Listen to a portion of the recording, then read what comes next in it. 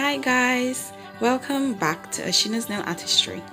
In this video, we are going to transform these into these, and this was a birthday set, so let's get into it. Alright, so we are always starting with a very fresh canvas. So I have already gone in and tipped her fingernails, as well as filed the shape and applied my primer and my dehydrator to the nails. Right now what I'm doing is putting on the basic simple coat of acrylic, which is my very own, just beige, to set a foundation for her nails. And the brown spots that you see on her nails are actually henna.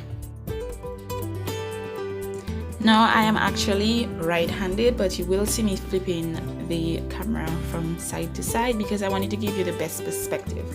So for this set we will be using a lot of colored pigments, so you're gonna be seeing me using a lot of different colors, and we are actually freestyling this set, so we do not have any set standard as to what is going on what nail. I'm just going and I'm applying it as I go along.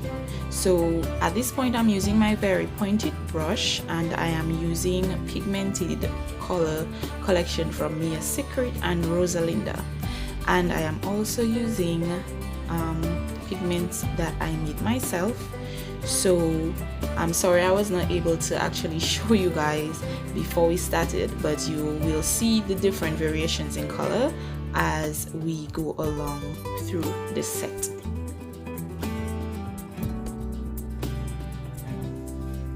Now for this middle finger, this is actually and was actually one of my very favorite ombres that I ever did we are actually going to do an ombre on this finger using the colors purple, pink, orange and yellow.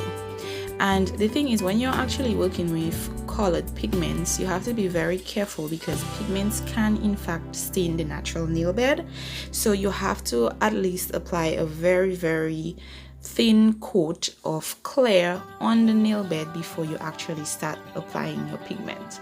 Some of them stain and some of them do not. And as you go ahead to do an ombre, you have to try your best to get pigments that are close to one another, so that when you look at the entire nail, it doesn't look like the colors differentiation are sharp and obvious. So that's why I decided to use purple and pink and then orange and yellow, so that when you look at the entire image, it looks flush. Alright, so we are going on to the pinky, and that's the pinky on a different hand, on the opposite hand. And we are basically going to do the same thing, the same ombre with purple, pink, orange and yellow. Now, another reminder when you're dealing with pigmented colors, pigment colors are not as strong as bases like clears and pinks. So for example, when you're doing ombres, you have to apply a very thin application, because for every nail that you do, you have to apply a clear coat on top of it to give it strength, so that that nail does not break. Okay, so you have to ensure that your colored applications are very thin. Okay, moving on to the thumb. Now, blue is Alia's favorite color, so she's very happy that I finally got onto blue somewhere on her set. So we are doing the same thing. We're actually doing another ombre with the blue, except we're doing a halfway ombre. So instead of starting at the cuticle line, we are starting at where the tip meets her natural nail, so that we can still have our base at the cuticle. Now there may be another name for this, but I like to call it circle glitter. And basically what it is, it's just chunky glitter with different colors and patterns. If you can see the case that is in the background of the photo. And what I'm doing is that I am just applying it on the blue. I'm trying to get it as evenly distributed as possible, because it does come in small, medium and large pieces, and I decided to use something that goes well with the blue background on the thumb. Okay, on this finger it's a little bit different, not very different, but just a little bit different. And what I'm doing now, seeing that I have already applied the colored acrylic, what I went and did was apply an iridescent glitter. If you look at it properly, you can see that it has little sparkles in it, and I'm using that as the bed cover. All of this will be encapsulated in clay later.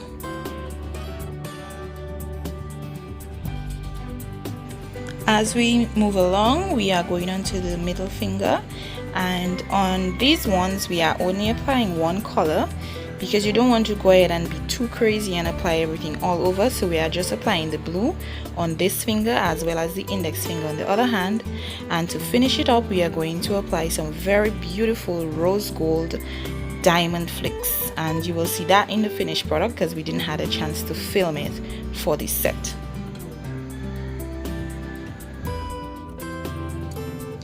As we go on, as you can see, we went on to the index finger on the opposite hand, and we are pretty much doing the very same thing that we just did on the middle finger of the opposite hand, and that is using blue pigment, and we are just applying this very lightly, remember, because for every colored acrylic application you must apply clay on top of it for strength, so you don't want to make it too bulky.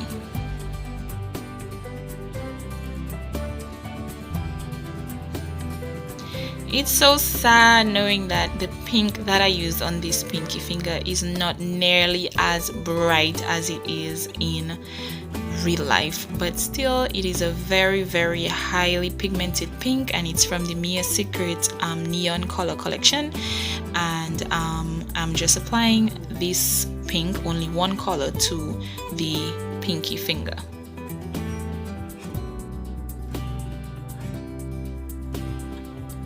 Then for the finishing touches, what I am doing on the pink is I am using dried flowers, and these are actual flowers but they are just really tiny and they are dried, and I'm just applying that with a wet brush and to all be encapsulated after. So this is pretty much it for this design, and when we were done, this is what the beauty is. She absolutely loved it. She was very excited. So thanks so much for following us on this video, and we look forward to seeing you later. Thank you. Bye.